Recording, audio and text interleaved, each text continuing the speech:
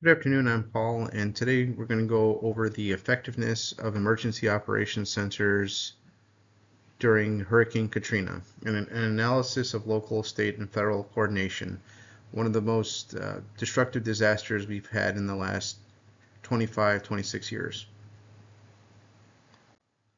So the background of the Katrina disaster is that a major Category 5 hurricane hit Louisiana and Mississippi and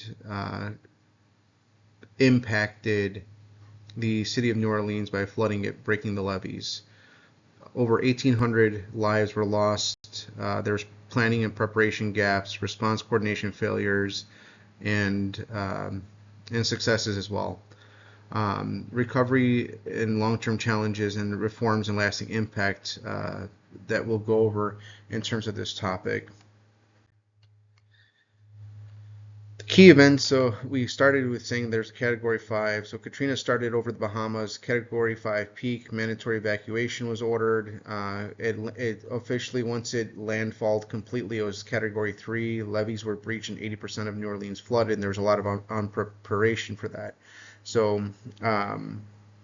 one of the challenges was that FEMA absorbed DHS in 2003, diluting natural disaster focus.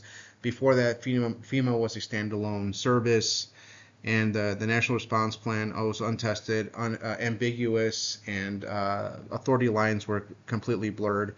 So it was one of those challenges when you had an organization that was coming together in a new structure, and then all three government levels were beyond capacity.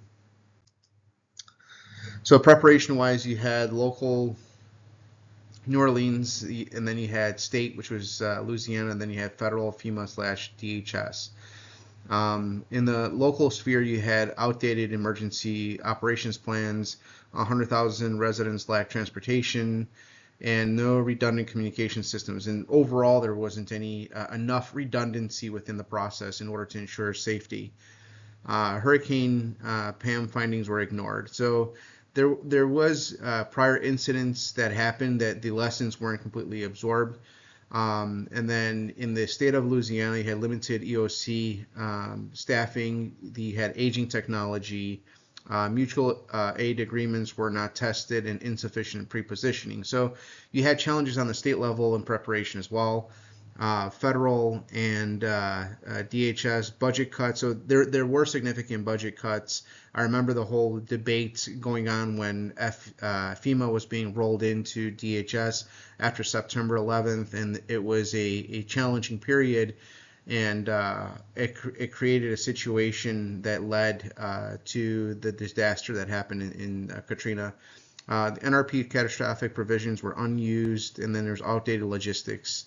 So very, very, big opportunity that never really was solved and created this disaster. The critical breakdowns in terms of the response were that radio systems failed, cell towers were destroyed across the region, and then FEMA directors were unaware of the convention center crisis for 3 days. So if one remembers, there was a bunch of people piling up by the stadium where the New Orleans Saints play, and no one was aware from the FEMA director side that this was already happening for 3 days. So you had lack of food, water, and assistance.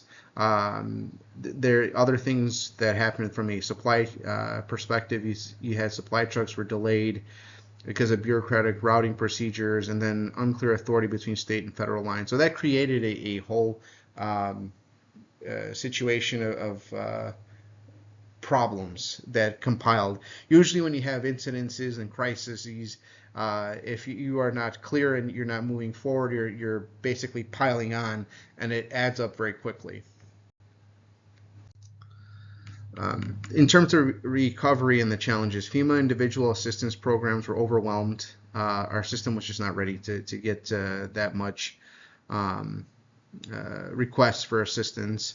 There's $120 billion plus of costs. This was the costliest disaster in U.S. history of all time. It even beat Hurricane Andrew in the 90s.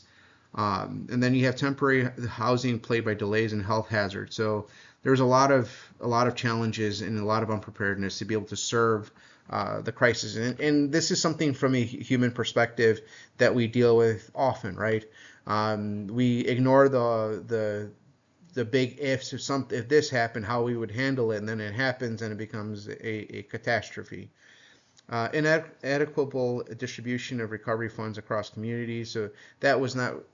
So basically, the response and the recovery did not go very well.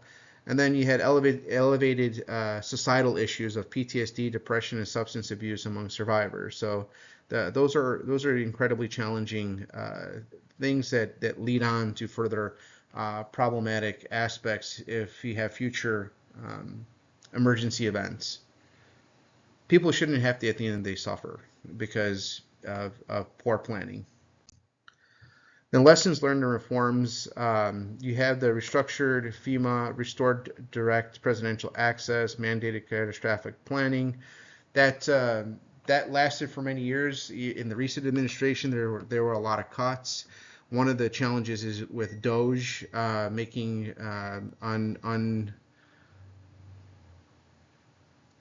I don't want to say uneducated, but very poor decisions in where to cut in different programs across the board. You have inoperable communications. You have major investments that happen in redundant systems, but that was over the years after Katrina, not within the recent years. So that's going to be interesting to see how we handle any major disasters internally. And then training and exercises. I know I'm from Chicago, and I know a lot of first responders, and they would talk about different preparations that they were taking part in. So the key takeaway: EOCs are only as effective as the planning, training, relationships, and leadership that support them.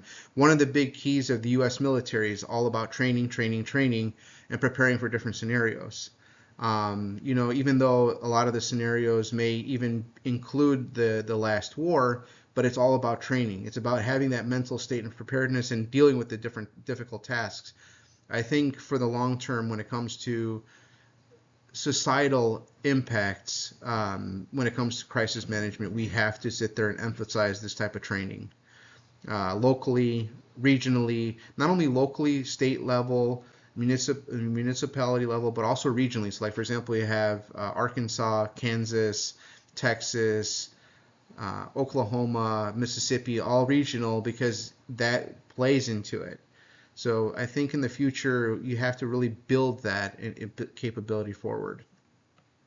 Thank you, and that was my presentation.